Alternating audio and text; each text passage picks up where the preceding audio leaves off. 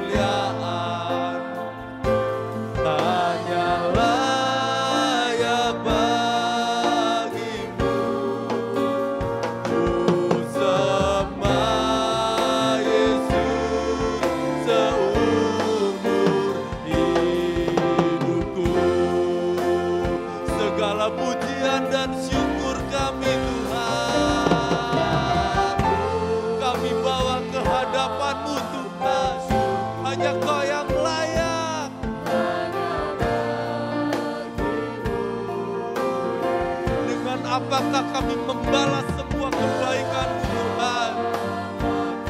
Terima kasih Yesus. Terima kasih Tuhanku. Haleluya. Segala hormat kemuliaan hanyalah yang bagimu. Ku sembah Yesus seumur hidupku.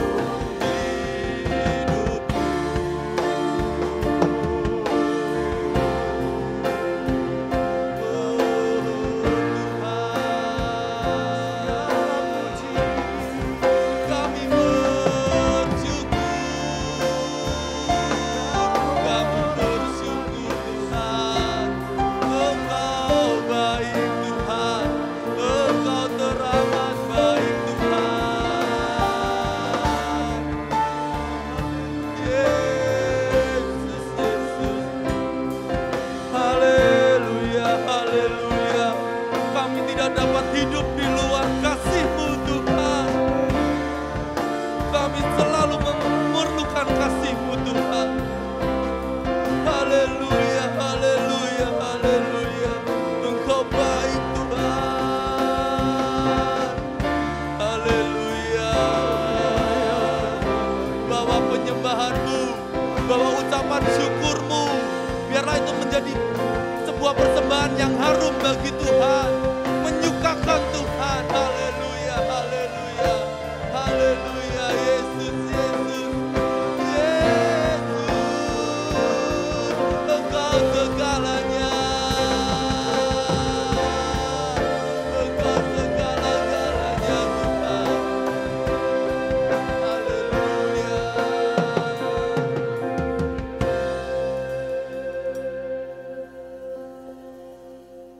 Segala pujian dan syukur. Mari sama-sama kita bangkit berdiri. Naikkan syukur-Mu, angkat tangan-Mu untuk Tuhan. Katakan Engkau baik, Engkau besar. Ku balas kasih-Mu.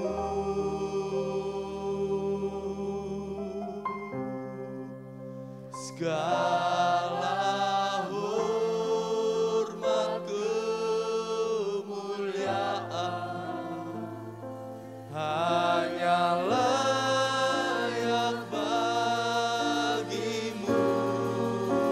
Ku sembah Yesus seumur hidupku.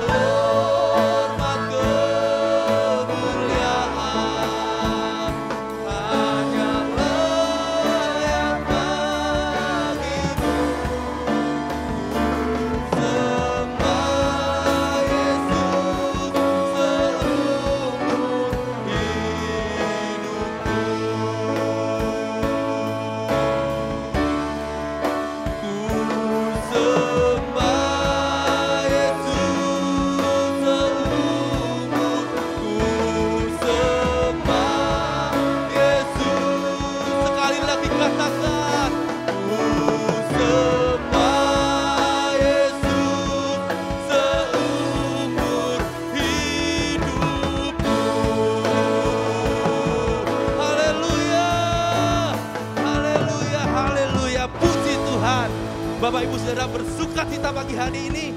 Haleluya. Yesus sumber sukacita kita karena Dia Tuhan yang benar. Haleluya.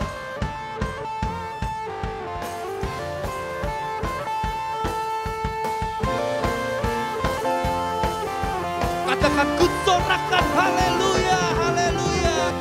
Yesus kau kekuatan di hidupku, takkan gentar langkahku. Kau angkat tanganku di saat ku jatuh, Kaulah sumber kuatku. Lembah yang dalam, lembah yang dalam kan ku lewati, sebab Engkau sertaku. Angkat tanganku, ku sorakan haleluya. Namamu berkuasa, surga bumi nyatakan. Ku angkat tanganku, nyatakan Kau hebat. Allah yang perkasa, berkuasa selamanya.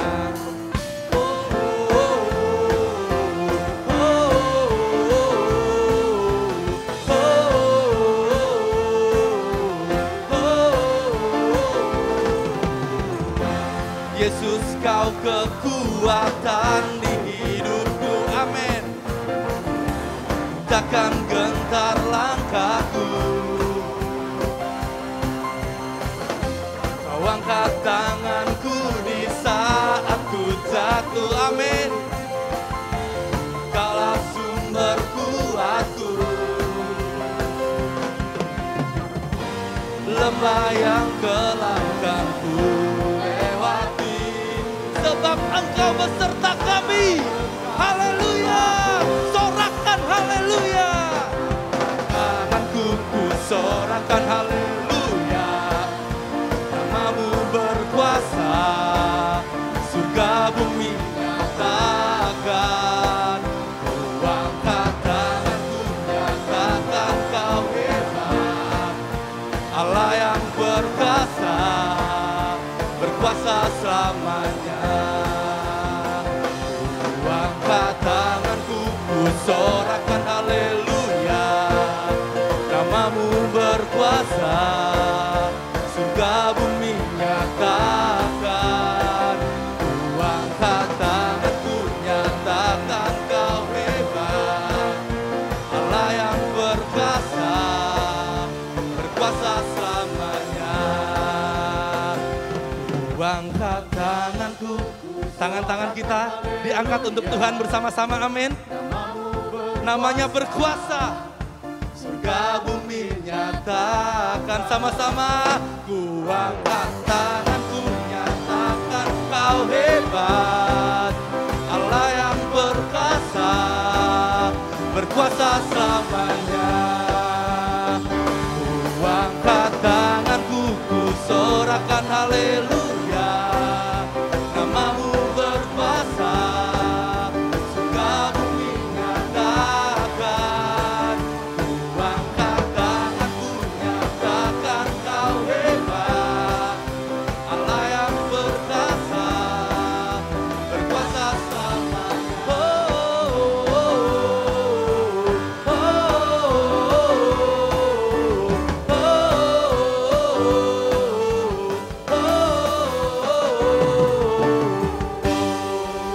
Sorak-sorai untuk Tuhan kita. Silakan duduk Bapak Ibu Saudara yang terkasih. Puji Tuhan, Tuhan kita selalu ada bagi kita. Tuhan yang benar, Tuhan yang kita sembah, Dialah Alfa dan Omega.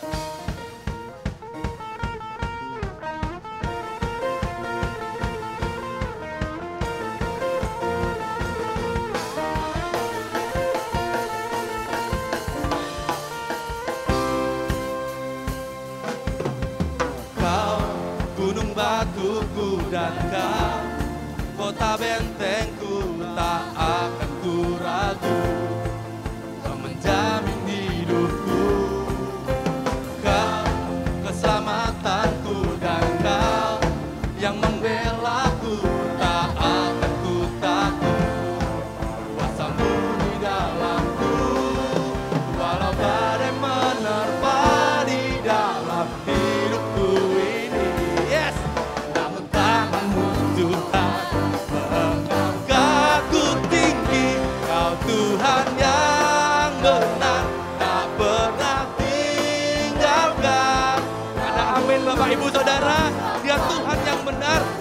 tinggalkan kita.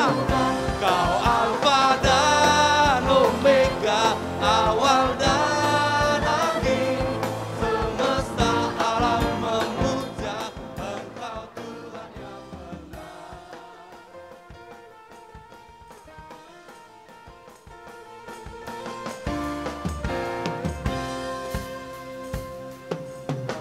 Kau gunung batuku dan kau kota bentengku, tak akan ku ragu. Kau menjamin hidupku, kau keselamatanku dan kau yang membelaku, tak akan ku takut. Kuasamu di dalamku, walau badai menerpa di dalam hidupku ini. Tapi kita tahu dengan pasti Kau Tuhan yang benar, tak pernah tinggalkan. Dahulu, sekarang, selamanya, janjimu tak berubah. Kau Alfa dan Omega, awal dan akhir.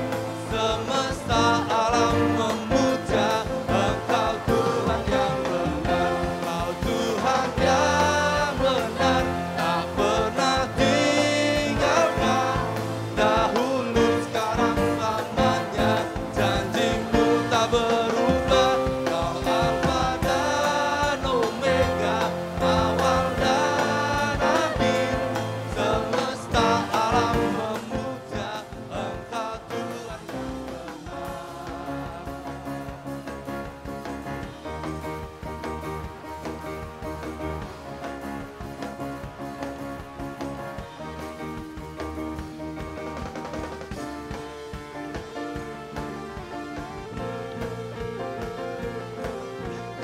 Sama-sama katakan, walau badai menerpa, kita tidak takut. Haleluya. Walau badai menerpa di dalam hidupku ini, namun tanganmu Tuhan mengangkatku tinggi. Kau Tuhan yang benar, tak pernah tinggalkan. Dahulu, sekarang, selamanya, janjimu tak berubah. Kau Alfa dan Omega, awal dan akhir. Semesta alam memuja Engkau Tuhan yang benar. Oh Tuhan yang benar, tak pernah tinggalkan. Dahulu, sekarang, selamanya, janjimu tak berubah. Kau Alfa dan Omega, awal dan akhir. Semesta alam memuja Engkau Tuhan yang benar. Semesta alam memuja, semesta alam memuja, semesta alam memuja Engkau Tuhan yang benar. Haleluya, haleluya.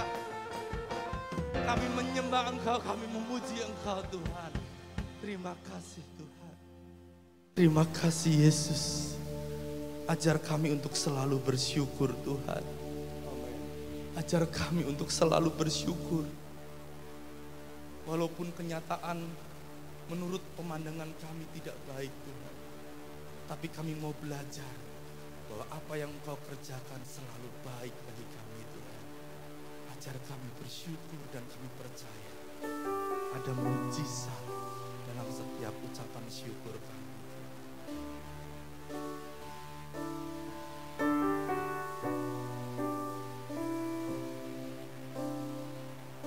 Dan Tuhan tak kurang pandai untuk selalu menolong hidupku. Telinganya tak kurang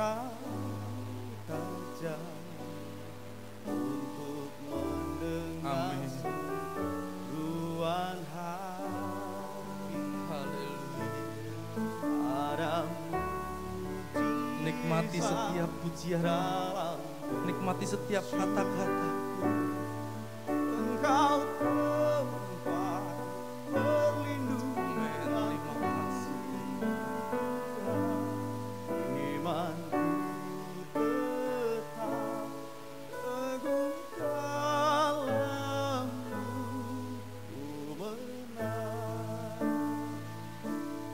Ku menang bersama-Mu.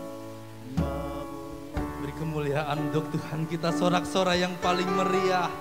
Haleluya.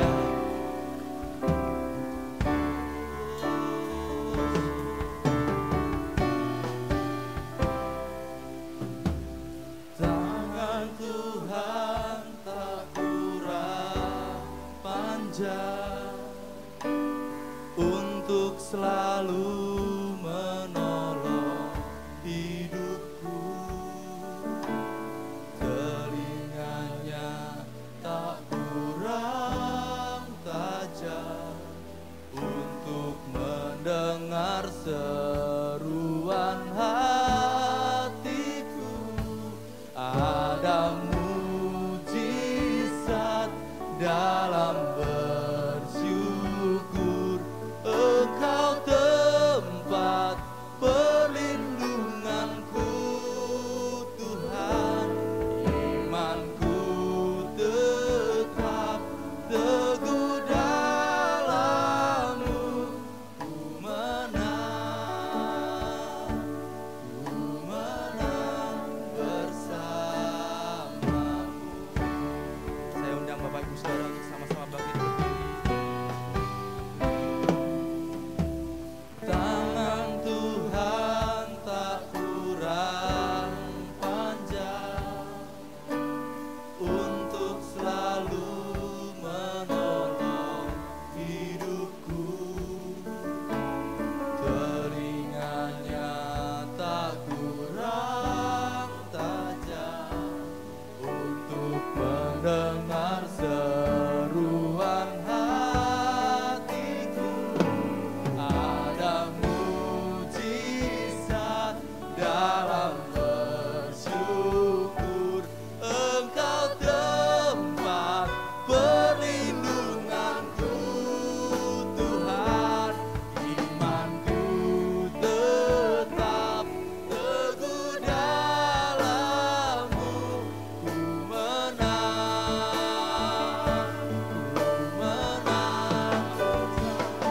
ada mujizat dalam bersyukur.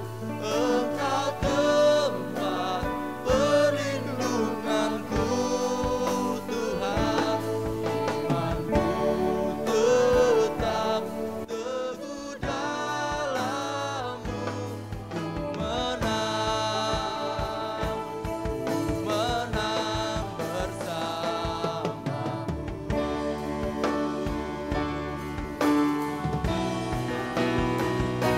Ada mujizat dalam bersyukur.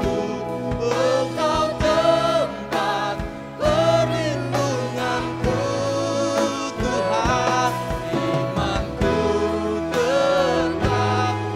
Jangan pernah ragu, jangan pernah ragu akan kesetiaan Tuhan. Jangan pernah ragu akan janji Tuhan. Naikkan syukurmu. Ada mujizat dalam bersyukur. Dari hatimu katakan terima kasih Tuhan. Terima kasih Yesus. Imanku tetap teguh dalam-Mu. Ku menang.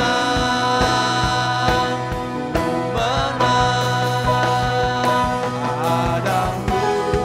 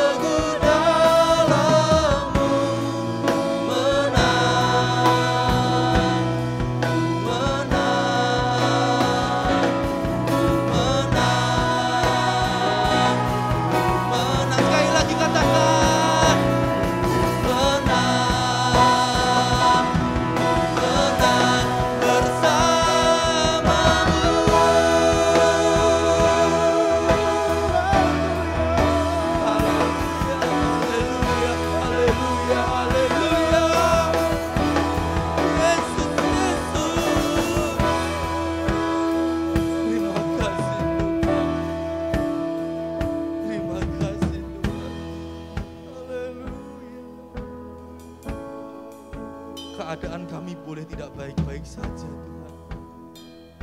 Tapi kami tahu bersamamu kami akan baik-baik saja Tuhan.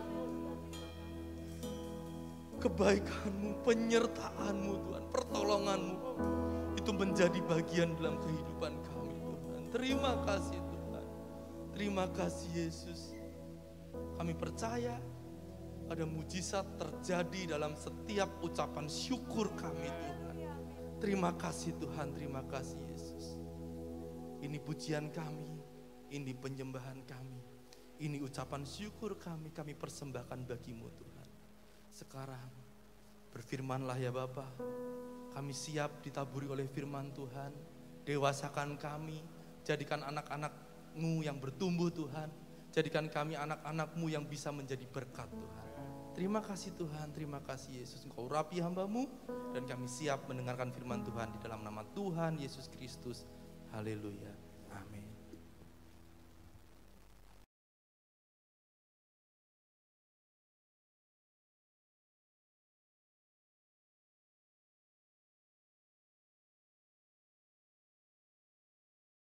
Segala hormat kemuliaan hanya bagi Tuhan kita Yesus Kristus. Dia Tuhan segala Tuhan, Dia Raja segala Raja.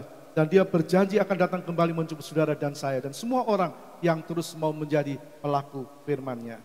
Tema khotbah hari ini Minggu 27 November 2022. Tergantung Tuhan apa dirimu. Tergantung Tuhan apa dirimu. Apa maksudnya? Ini sebuah pertanyaan yang mengundang berbagai jawaban. Dan setiap orang punya hak untuk menjawab. Waktu seorang mendengar pertanyaan ini, mungkin dia berkata, yang pertama, bukankah hidup ini tergantung Tuhan? Nah, sebagai orang yang percaya, akan berkata seperti ini, hidup bukankah tergantung kepada Tuhan? Benar, hidup kita bergantung kepada Tuhan. Amin. Amin. Hidup kita bergantung Tuhan. Tapi ada yang berkata, ya tergantung kita. Tergantung kita. Kan Tuhan sudah serahkan itu kepada kita. Jadi apa yang kita lakukan, ya kan maunya kita. Karena itu apa yang kita alami, ya jangan salahkan Tuhan. Tergantung kita. Lalu ada yang bilang begini, ya tergantung di mana kita berada. Tergantung di mana kita berada. Misalnya kalau kita berada di keluarga yang baik-baik, kita akan jadi baik. Kalau kita punya orang tua baik, ya tentu kita akan jadi baik. Ini pendapat saya. Kalau kita punya saudara baik, ya kita jadi baik. Kalau kita punya suami baik, kita jadi baik. Kalau kita punya istri baik, kita jadi baik. Artinya keberadaan seseorang itu ditentukan oleh lingkungan. Di mana dia berada dan bukan dari dirinya. Sekali lagi. Pendapat yang ketiga, keberadaan seseorang itu ditentukan oleh lingkungan, di mana dia berada, di mana dia tinggal, di mana dia berkomunikasi, dan bukan dari dirinya. Lalu mana yang benar? Tergantung Tuhan, tergantung kita, atau tergantung lingkungan? Mana yang benar? Yang benar tergantung Tuhan dan tergantung kita. Amin. Amin. Yang benar adalah tergantung Tuhan dan tergantung kita. Kita bertanya, loh kok bisa? Bisa. Kita lihat yang pertama tergantung Tuhan. Kejadian 3 ayat 7 berkata begini. Ketika itulah Tuhan Allah membentuk manusia itu dari debu tanah dan menghembuskan nafas hidup ke dalam hidungnya. Demikianlah manusia itu menjadi makhluk yang hidup. Makhluk hidup punya tubuh, punya jiwa dan roh. Tubuhnya, jiwanya dan roh semua dari bentukan dan campur tangan Tuhan. Alkitab menyatakan kita dibentuk, manusia dibentuk menurut gambarnya. Jadi benar kita bergantung kepada Tuhan. Tergantung kepada Tuhan. Ini bicara kalau waktu Tuhan ciptakan manusia. Kejadian 1 ayat 27 kita baca. Maka Allah menciptakan manusia itu menurut gambarnya, menurut gambar Allah, diciptakannya dia, laki-laki dan perempuan, diciptakannya mereka. Jadi Allah yang menciptakan. Jadi tergantung dan bergantung kepada Tuhan. Bukankah Tuhan itu luar biasa? Luar biasa Tuhan, kita ini debu. Tidak ada harganya. Tapi dijadikan, dibuat, diciptakan menurut gambarnya Tuhan. Berarti ada gambar ilahi, ada gambar Allah, ada gambar ilahi dalam diri kita, dalam diri manusia. Tuhan tidak bentuk manusia itu seperti misalnya binatang. Maaf bicara misalnya keras. Kita tahu seekor monyet ya lompat-lompat bergelantungan di pohon, jadi tidak perlu mall. Kan itu jangan percaya teori Darwin. Kita ini diciptakan lengkap. Punya tubuh, punya jiwa, punya roh. Kejadian 2 ayat 7 jelas berkata, Tuhan ciptakan manusia lalu dihembuskan nafas hidup itu roh manusia dari Tuhan. Lalu menjadi makhluk yang hidup punya nyawa, jiwa. Kita lihat peran tubuh manusia. Tuhan ciptakan tubuh ini untuk apa? Supaya ada tempat untuk jiwa dan roh. Tubuh diciptakan dari debu supaya ada jiwa dan roh di dalam tubuh ini. Jadi di dalam tubuh kita ini ada jiwa, ada roh kita. Jiwa ini adalah pikiran, perasaan, kehendak. Itu jiwa. Manusia punya jiwa, tubuh, jiwa, dan roh. Di dalam tubuh ada jiwa, ada roh. Jiwa ini adalah pikiran, perasaan, kehendak. Jadi orang bisa bertindak karena punya jiwa dan roh. Nah misalnya kalau tidak ada tubuh, malam hari sudah berjalan lalu dengar suara. Sudah lihat tidak ada tubuh, pasti orang akan lari ketakutan. Maka Tuhan ciptakan tubuh. Kalau di dalam tubuh ini ada jiwa dan roh. Nah tubuh bisa bergerak, bisa berjalan, bahkan bisa lari karena ada jiwa dan roh di dalam tubuh itu. Nah tubuh kita ini bisa digerakkan oleh jiwa atau pikiran. Saya mau hadir. Ini hari Sabtu misalnya, besok Minggu. Nah, hari ini saya mau hadir ibadah pagi. Karena saudara punya pikiran, punya kehendak. Misalnya kita berpikir, bertindak, melakukan sesuatu ya dengan tubuh ini tentu. Nah tindakan seseorang itu baik atau buruk tergantung perintah dari pikirannya. Perintah dari pikirannya. Ada orang yang di pikiran berkata, sudah habisi dia. Tapi dia bilang, jangan, salah itu. Nah, itu jiwa bisa mengendalikan tubuh. Karena jiwa ada di dalam tubuh. Jiwa adalah pikiran, perasaan, kehendak, kemauan. Lalu di mana peran roh kita? Di mana peran roh kita? Roh kita itu adalah yang paling dalam dari tubuh kita. Orang bicara batiniah kita. Nah kalau tubuh ini disebut manusia luar, out man, maka jiwa dan roh itu inner man, manusia dalam. Nah kalau manusia luar perlu makanan jasmani, tubuh kita ini perlu makanan jasmani, makanan yang benar-benar makanan. Tentu ada yang sudah makan sebelum datang, atau nanti waktu pulang, makanan jasmani. Itu berarti makanan dari luar tubuh kita. Untuk menyehatkan tubuh kita ini.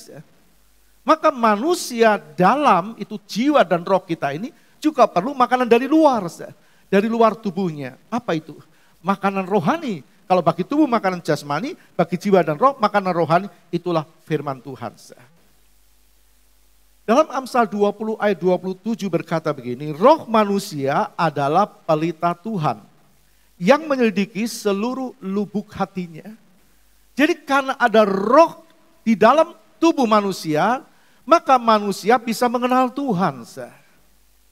Karena roh ini dari Tuhan. Waktu diciptakan, dihembuskan nafas, itu roh manusia dari Tuhan. Maka manusia bisa mengenal Tuhan melalui rohnya. Kita bersyukur kalau roh kita hidup, artinya kita peka. Ada orang yang tidak peka. Buat apa ibadah? Ini kan lagi masa-masa masih belum stabil dalam arti kata. Kadang-kadang naik, kadang-kadang turun. Buat apa? Lebih baik kita ke tempat yang lain. Lebih baik kita ke tempat yang lain. Dan sebagainya. Ada orang yang tidak bisa peka. Kita bersyukur kalau kita peka, saudara. Kita peka dengan suara Tuhan. Tuhan bilang, marilah kepadaku, hai kamu yang letih lesu dan berbeban berat. Aku akan memberi kelegaan kepadamu. Jadi saudara, kita bisa melihat di sini, Tuhan bisa bicara kepada manusia melalui roh manusia. Bukan melalui jiwanya, melalui roh manusia. Nah, disinilah peran roh manusia itu. Tuhan bisa bicara tepatnya menuntun seseorang, menuntun kita bertindak dengan benar melalui firman-Nya. Roh manusia itu bisa menerima tuntunan Tuhan. Karena firman Allah katakan, roh manusia adalah pelita Tuhan yang menyelidiki seluruh lubuk hatinya. Nah, kalau roh manusia itu mati, tidak pernah berkomunikasi dengan Tuhan, pasti dia tidak lagi bisa kontak dengan Tuhan. Tidak merasa perlu dekat dengan Tuhan, tidak merasa perlu beribadah kepada Tuhan, tidak perlu membaca merenungkan firman-Nya. Karena tidak connect dengan Tuhan, tidak kontak dengan Tuhan. Nah, saudara dan saya kita mengerti, roh manusia itu pelitanya Tuhan. Kalau roh manusia mati, maka dia tidak bisa kontak dengan Tuhan. Dan kita bisa merasa, kita bisa melihat, kita bisa mendengar orang-orang yang melakukan yang buruk, yang jahat, yang tidak baik. Kenapa ada orang-orang yang seperti ini? Karena apa yang dilakukan itu tidak sesuai dengan firman-Nya Tuhan. Jadi harus bergantung sama Tuhan. Lalu kita juga dikatakan tergantung kita sendiri. Tergantung kita. Orang lakukan sesuatu kan karena dirinya. Jangan menyalahkan orang lain. Coba kita baca dalam Kejadian 2 ayat 15. Tuhan Allah mengambil manusia itu dan menempatkannya dalam Taman Eden untuk mengusahakan dan memelihara taman itu. Jadi Tuhan beri tanggung jawab kepada manusia untuk merawat Taman Eden. Pertanyaannya kalau manusia itu mau merawat atau tidak, ya tergantung manusia itu. Tuhan sudah melimpahkan, berikan perintah. Allah mengambil manusia itu dan menempatkannya dalam Taman Eden untuk mengusahakan dan memelihara taman itu. Manusia itu mau mengusahakan, mau memelihara atau tidak, ya tergantung dirinya. Tuhan sudah beri perintah. Kita baca ayat 16 dan 17. Lalu Tuhan Allah memberi perintah itu kepada manusia. Semua pohon dalam taman ini boleh kau makan buahnya dengan bebas. Tetapi pohon pengetahuan tentang yang baik dan yang jahat itu janganlah kau makan. Janganlah kau makan buahnya, sebab pada hari engkau memakannya pastilah engkau mati. Jadi tergantung dari manusia itu sendiri. Tergantung dari kita. Kalau taat firman-Nya, ya tidak mati. Rohaninya tidak mati. Kalau tidak taat, ya pasti mati. Kan itu kita melihat ada yang taat firman, ada yang sungguh-sungguh ibadah, ada yang benar-benar mengasihi Tuhan. Tapi ada yang tidak sungguh-sungguh, ada yang tidak mengasihi Tuhan. Tergantung dirinya. Menurut kemauannya. Nah, coba kembali kepada tema kita, tergantung Tuhan apa tergantung dirimu. Yang benar, hidup kita tergantung Tuhan dan tergantung kita. Apa yang kita lakukan itu sesuai firman Tuhan atau tidak? Manusia kan punya tubuh, punya jiwa, punya roh. Punya tubuh diperlengkapi dengan tangan, kaki, mulut, hidung, telinga, dan seterusnya. Dan Tuhan mau semua yang ada pada kita ini, ciptaan Tuhan ini, semua termasuk mulut, telinga, hidung, tangan, kaki untuk kemuliaan Tuhan. Kita baca Yesaya 43 ayat 7. Yesaya 43 ayat 7. Semua orang yang disebutkan dengan namaku, yang kuciptakan untuk kemuliaanku, yang kubentuk dan yang juga kujadikan. Jadi jelas seluruh keberadaan kita ini harus untuk kemuliaannya. Amin, tepuk tangan bagi Tuhan. Harus untuk kemuliaannya. Kita lihat kaki. Mazmur 119 ayat 59. Aku memikirkan jalan-jalan hidupku dan melangkahkan kakiku menuju peringatan-peringatanmu. Jadi kalau pemazmur dia mau melangkah, ya karena dia sendiri mau melangkah. Dia berkata, aku mau melangkah, aku mau memikirkan jalan-jalan hidupku. Aku mau memikirkan jalan-jalan hidupku. Dia tahu hidup kita ini ditentukan oleh Tuhan dan dirinya sendiri. Dan melangkahkan kakiku menuju peringatan-peringatan. Menuju peringatan Tuhan, melangkah. Kita tidak akan ada di tempat ini pagi hari ini, kalau kita tidak langkahkan kaki kita menuju ke tempat ini, ke gereja. Jadi Tuhan mau kita seperti apa yang pemazmur katakan menggunakan kaki kita. Ini yang Tuhan mau. Dan tidak akan terwujud kalau kita tidak mau melangkahkan kaki kita. Tidak akan terwujud. Jadi kita sendiri yang punya keinginan seperti itu. Saya bisa membaca. Kita sendiri harus punya keinginan seperti itu. Dan ini bisa ada dalam diri kita kalau jiwa kita dituntun oleh roh kita yang tunduk kepada Tuhan. Jadi jelasnya roh kita tunduk kepada roh Tuhan. Lalu roh kita menuntun jiwa kita. Sehingga jiwa kita mengarahkan tubuh kita, langkah kita atau kaki kita. Kemana kaki kita berada? Sepanjang hari, sepanjang minggu, sepanjang bulan, langkah-langkah kemana yang kita arahkan kaki kita ini? Tangan, 1 Korintus 16 kita baca ayat 21. Dengan tanganku sendiri aku menulis ini, salam dari Paulus. Ini ucapan Paulus. Dengan tanganku sendiri. Dia mempergunakan tangannya untuk mengkuatkan iman jemaat-jemaat Tuhan. Untuk mengkuatkan iman orang lain. Ini Paulus. Yang lemah dikuatkan. Yang susah dihibur. Yang kekurangan diberkati. Paulus pakai tangannya untuk menulis dan menguatkan orang lain. Atau dia tidak mau, ya tergantung Paulus. Tuhan bisa pakai orang lain. Tapi kita lihat Paulus memakai tangannya untuk memberkati orang lain. Bagaimana dengan tangan kita?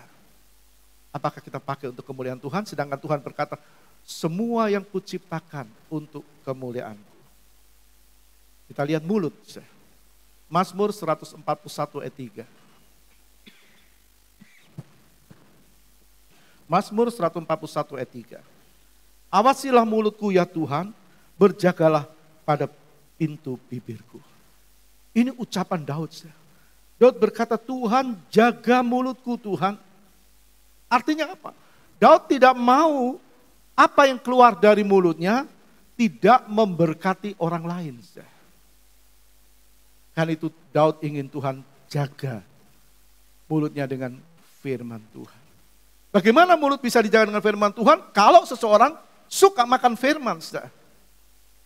Seperti kemarin hari Minggu kita tahu kita harus punya kerinduan untuk makan. Makan punya jadi pelaku firman. Kembali jadi tergantung Daud. Apakah Daud mau minta Tuhan mengawasi mulutnya atau tidak? Juga tergantung kita apakah kita mau minta Tuhan awasi mulut kita atau tidak. Nah, kita baca Maliaki 2 ayat 7. Sebab bibir seorang imam memelihara pengetahuan dan orang mencari pengajaran dari mulutnya. Sebab dialah utusan Tuhan semesta alam. Imam. Alkitab mengatakan kita adalah imamat yang berkerajaan. Jadi seharusnya dari mulut kita pun ada pengajaran. Ada katakan nasihat. Ada tuntunan. Membuat orang sadar dan bertobat. Apa yang kita lakukan dengan mulut kita? Membicarakan kelemahan orang lain? Kasak kusuk, ataukah kita pakai untuk kemuliaan Tuhan? Ya tergantung kita.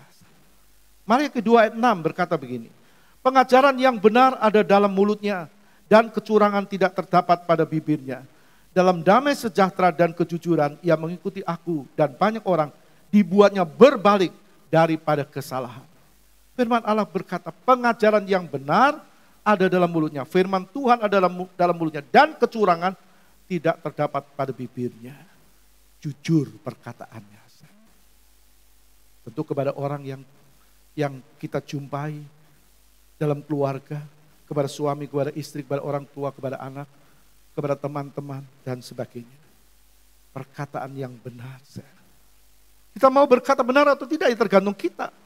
Karena Tuhan sudah berikan kita kesempatan untuk bertindak dengan benar. Telinga.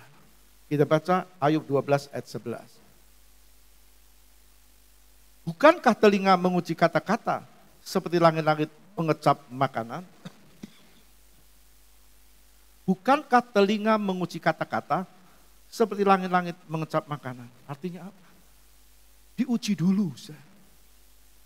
Punya telinga setiap orang. Apa yang didengar? Ayub dia benar-benar punya filter di telinganya. Filter tanda dalam kutip. Dia tidak mau apa yang dia dengar, terus dia gampang ceritakan kepada orang lain tanpa disaring lebih dahulu. Nah, seharusnya kita juga begitu. Tidak gampang dengar, gampang cerita orang lain, cerita sana sini. Belum tentu kebenarannya. Kita mengerti kan? Kalau kita lakukan ini kita tidak memperkenan Tuhan. Nah Tuhan mau kita punya filter rohani. Supaya apa yang kita dengar, kalau itu benar, kita doakan. Kalau itu salah, memang dia salah, jangan ceritakan ke orang lain. Kita pikir apakah itu menguntungkan rohani kita atau tidak. Tuhan tidak lama lagi pasti datang kedua kali. Dia akan beri upah orang-orang yang benar menurut kebenaran firman Tuhan. Apa yang dia dengar, mata apa yang dilihat. Mazmur 25 ayat 15. Mataku tetap terarah kepada Tuhan, sebab ia mengeluarkan kakiku dari jaring. Mataku terarah kepada Tuhan. Kita punya mata untuk apa? Untuk melihat kebenaran firman, bukan untuk melihat kesalahan-kesalahan orang lain. Kalau orang lihat kesalahan orang lain, sebenarnya dia telah berada di dalam jaring. Dia sendiri yang terjaring. Dia tidak bertambah bobot rohaninya. Kadang-kadang dia bisa bilang, kok orang Kristen gitu, kok dia begitu ya, kok enggak seperti saya. Nah, tidak ada manfaat rohaninya. Kita lihat ini keputusan Daud yang harus jadi keputusan kita. Orang mau arahkan matanya kepada Tuhan atau kepada dunia, ya terserah dia. Coba kita baca Mazmur 6 ayat yang ke-8. Mataku mengidap karena sakit hati, rabun karena semua lawanku. Mataku mengidap karena sakit hati. Mataku mengidap karena sakit hati, rabun karena semua lawanku. Siapa yang rugi? Kalau mata tidak dipakai untuk yang benar, siapa yang rugi? Ya dia sendiri. Mata yang jadi rabun, samar-samar, tidak bisa melihat kebenaran firman Tuhan. Ada orang yang karena jengkel, karena kecewa, karena sedih, apa yang dilakukan orang lain terhadap dirinya, dia tidak bisa melihat kebenaran firman. Yang rugi siapa? Dirinya. Orang yang berbuat salah itu nanti berhadapan dengan Tuhan, tapi dirinya juga dirugikan dengan sikapnya. Tuhan tidak mau mata kita untuk hal-hal yang tidak memuliakan Tuhan. Jadi bahaya kalau selalu lihat kesalahan orang lain. Lukas 6:41. Lukas 6:41. Mengapakah engkau melihat selumbar di dalam mata saudaramu, sedangkan balok di dalam matamu sendiri tidak engkau ketahui? Ada orang-orang seperti ini. Suka lihat, suka cerita kekurangan orang lain, kelemahan orang lain, kesalahan orang lain. Tapi dia tidak tahu dan tidak sadar kekurangan, kesalahan dirinya sendiri. Seperti dikatakan, mengapa engkau melihat selumbar di dalam mata saudaramu sedangkan balok di dalam matamu sendiri tidak engkau ketahui. Mari kita mau berlomba-lomba. Kita tahu apa yang kita perbuat, apa yang kita lakukan itu akan berbentuk pahala. Kita percaya Yesus, kita pasti selamat. Tapi kita lakukan yang baik, kita akan terima pahala. Mari bertepuk tangan bagi Tuhan, muliakan Dia. Kita lihat dua contoh. Orang-orang yang hidupnya memuliakan Tuhan. Memuliakan Tuhan tentu dengan pakai tubuh, ya, karena kita punya tubuh. Dengan pakai jiwa karena kita juga punya pikiran. Dengan memakai roh yang tunduk kepada roh Tuhan. Kita lihat contoh yang pertama adalah Dorcas. Kisah 9 ayat 36. Di Yope ada seorang perempuan bernama Tabita. Dalam bahasa Yunani, Dorcas. Perempuan itu banyak sekali berbuat baik dan memberi sedekah. Ada seorang namanya Dorcas. Dia banyak berbuat baik dan memberi sedekah. Lalu dikatakan Dorcas itu seorang murid. Di Yope ada seorang murid bernama Tabita. Murid adalah orang percaya. Kita murid Tuhan, kita orang-orang percaya. Kita murid Yesus. Alkitab menulis, Dorcas banyak sekali berbuat baik dan memberi sedekah. Kita bertanya perbuatan baik apa yang Dorcas lakukan? Ayat 39. Maka berkemaslah Petrus dan berangkat bersama-sama dengan mereka. Setelah sampai di sana, ia dibawa ke ruang atas dan semua janda datang berdiri dekatnya. Dan sambil menangis, mereka menunjukkan kepadanya semua baju dan pakaian yang dibuat Dorcas waktu ia masih hidup. Jadi Dorcas ini tepatnya menggunakan tangannya untuk menolong orang lain. Kita bisa mengerti dulu belum ada fasilitas seperti sekarang dalam membuat baju dan sebagainya. Belum ada mesin jahit. Dia gunakan dengan tangannya sendiri. Dia terampil, dia punya keterampilan untuk membuat baju dan dia gunakan itu. Nah pertanyaannya, keterampilan apa yang Tuhan titipkan atas saudara dan saya? Keterampilan apa yang Tuhan percayakan atas kita? Apakah kita gunakan atau tidak? Ya tergantung kita. Kalau kita gunakan pasti kemuliaan Tuhan, untuk kemuliaannya. Kita gunakan apa untuk kita, apa untuk keuntungan diri kita atau untuk Tuhan, tergantung kita. Tapi Dorcas gunakan tangannya untuk menolong orang lain. Artinya Dorcas itu peduli dengan orang lain. Dengan orang lain. Orang lain akhirnya peduli dengan Dorcas. Apa yang Dorcas tabur, Dorcas tuai. Kalau kita lakukan sesuatu, ya orang lain akan lakukan sesuatu dengan kita. Apakah itu baik atau apa yang tidak baik. Ayat 38. Lida dekat dengan Yope. Ketika murid-murid mendengar bahwa Petrus ada di Lida, mereka menyuruh 2 orang kepadanya dengan permintaan, segeralah datang ke tempat kami. Ada apa? Orang-orang datang kepada Petrus karena Lida dekat dengan Yope. Berkata, tolong segera datang ke tempat kami. Petrus dia datang. Dia datang ke Yope. Apa yang terjadi? Ada ratap tangis para janda, itu menggerakkan hatinya Tuhan. Ayat 40b. Kemudian ia berpaling ke mayat itu ke Dorcas dan berkata, Tabita, bangkitlah. Lalu Tabita membuka matanya. Dan ketika melihat Petrus, ia bangun, lalu duduk. Saudara bisa lihat, mujizat terjadi atas Dorcas. Dia hidup kembali. Apa yang dia tabur, dia tuai. Dia memberikan tangannya untuk orang lain, memberkati orang lain, maka dia juga diberkati. Orang lain merasa, Dorcas kami perlu engkau.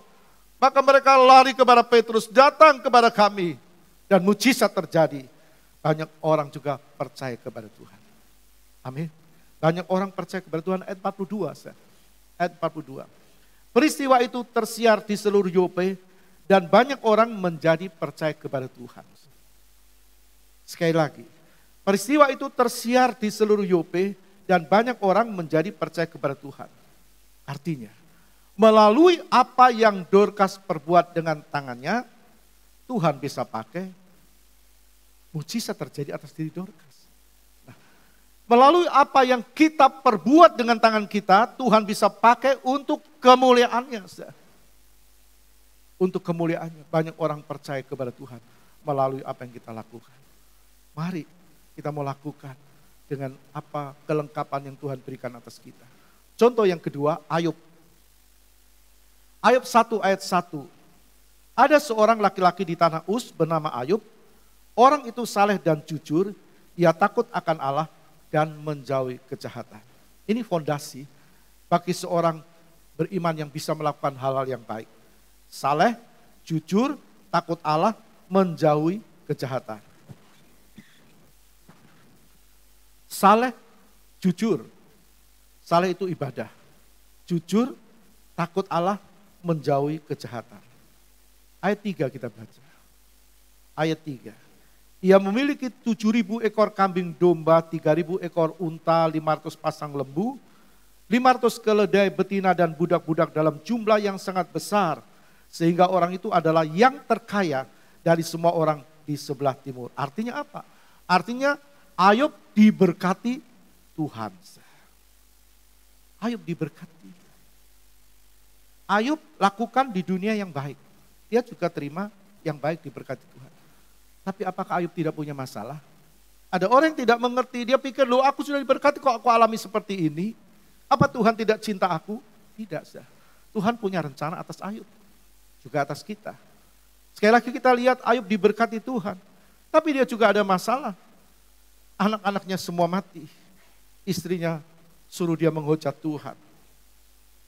Ayub berkata, tidak. Dengan telanjang aku lahir dan aku kembali dengan telanjang. Terpujilah nama Tuhan. Apa yang Ayub lakukan? Dengan dirinya, dengan tangannya, dengan matanya, dengan kakinya.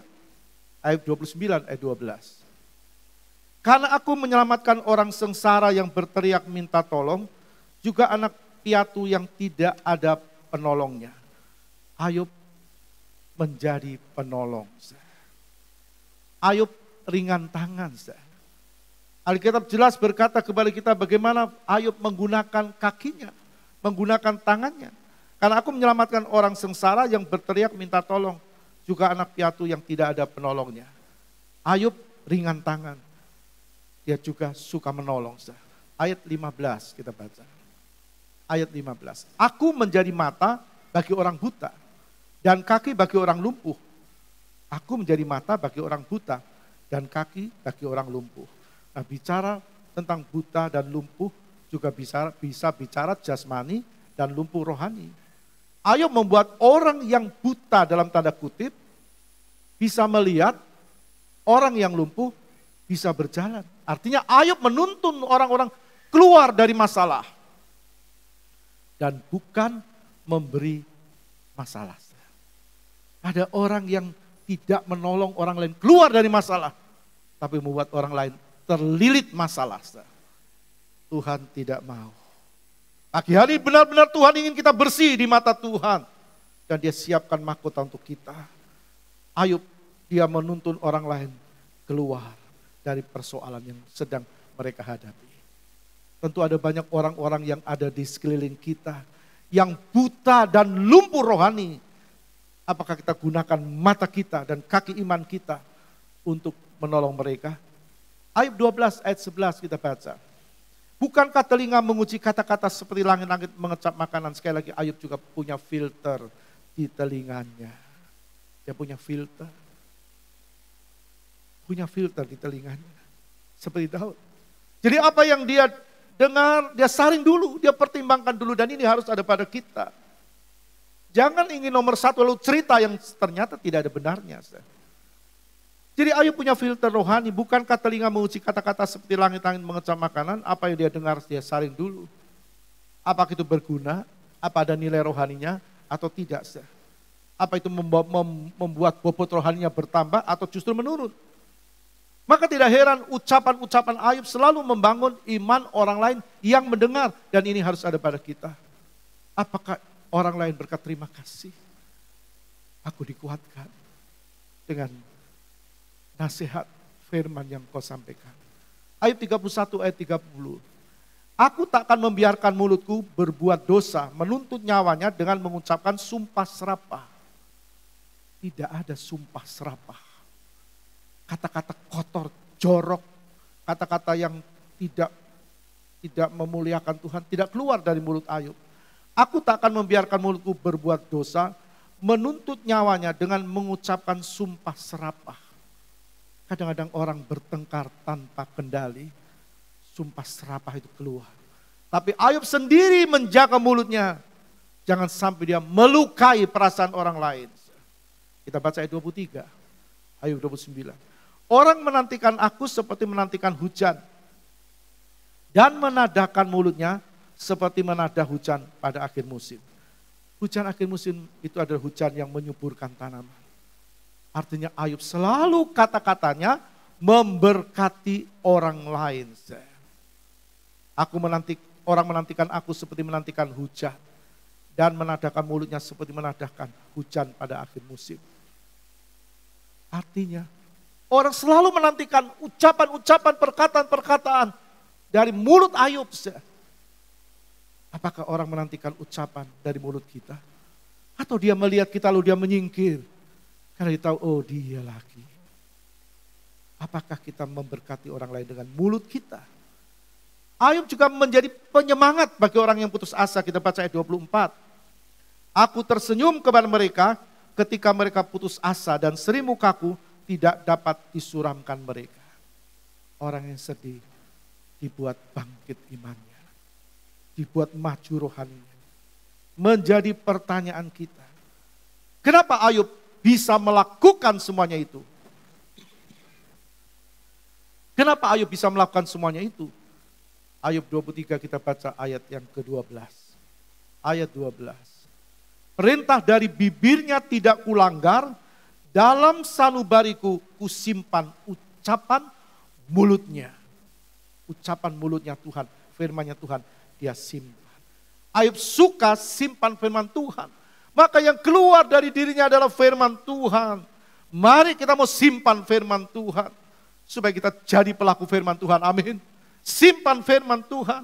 Kita tahu hidup kita memang bergantung sepenuh kepada Tuhan. Tapi Tuhan menyerahkan semua kepada kita untuk kita melakukan hidup ini yang benar di mata Tuhan. Mari kita belajar lakukan semua itu untuk kemuliaan Tuhan. Amin. Tuhan berkati kita.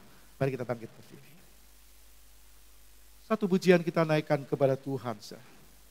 Lekatkan hatiku melekat dengan hatimu.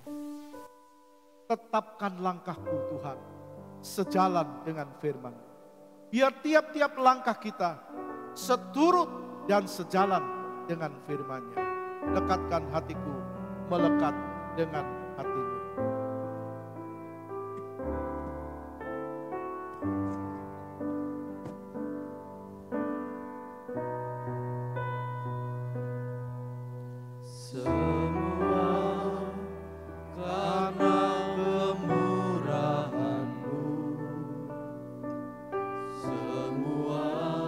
Kita hidup karena kemurahan Tuhan. Kita hidup karena Tuhan. Karena kasih sayangnya untuk saudara dan saudara. Kita ada sebagaimana kita ada pagi hari juga karena Tuhan. Ku ada sebagaimana ku ada. Kau Yesus kekasih jiwaku.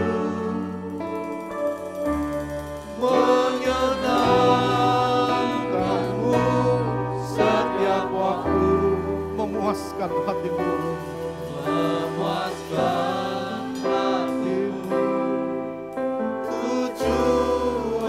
Mari dengan kesungguhan hati katakan semua Tuhan karena kemurahan-Mu.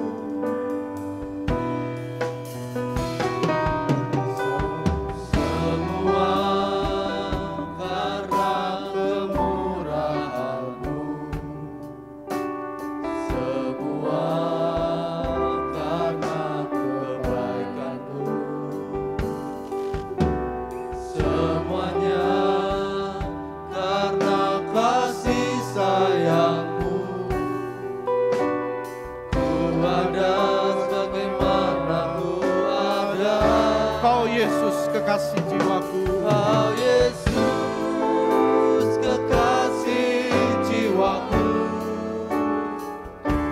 menyenangkanmu setiap waktu, memuaskan hatimu, memuaskan hatimu, tujuan hidupku. Mari angkat tanganmu, katakan lekatkan hatiku, tepatkan langkahku.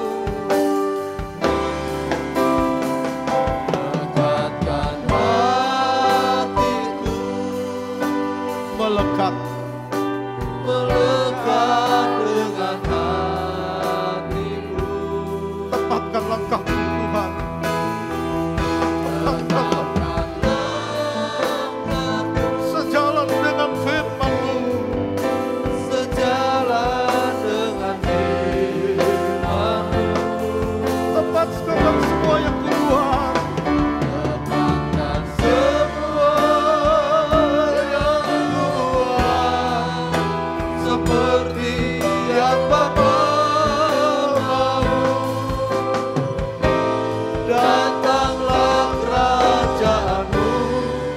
jadilah kehendak-Mu di bumi.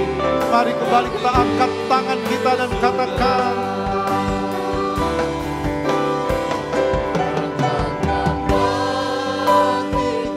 melekat, melekat Tuhan dengan hatimu. Melekat dengan Bapak Peter Yuwono berdoa.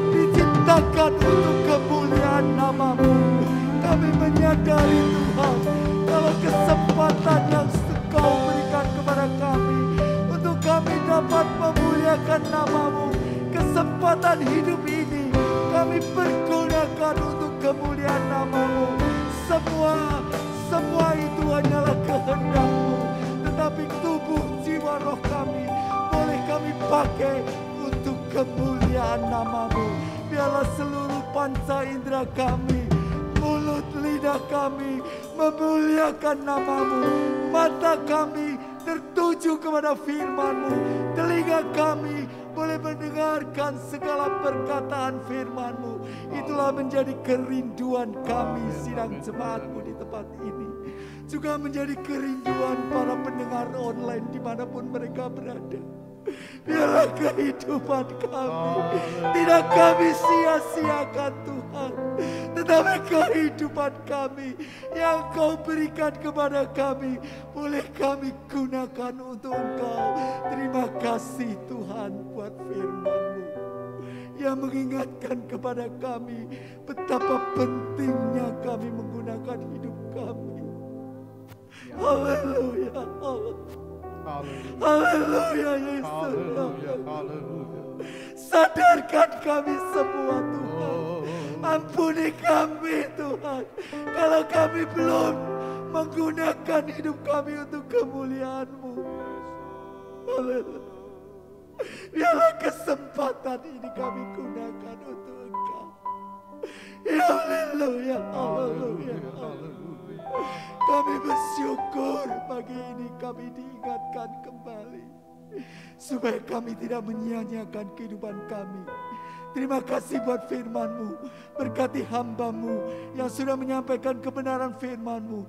Biarlah otoritas ilahi tetap melingkupi hamba-Mu. Kesehatan Tuhan Kau berikan. Terima kasih. Kami bersyukur di dalam nama Tuhan Yesus. Kami berdoa. Terima kasih Tuhan. Haleluya. Sekarang saudaraku yang dikasih Kristus, kita pulang dengan bawa berkat Allah Bapa, kasih sayang Yesus Kristus, dan persekutuan di dalam Roh Kudus, yaitu di dalam nama Tuhan Yesus Kristus. Hari ini sampai Maranatha, Tuhan datang yang kedua kali. Semua yang percaya katakan amin.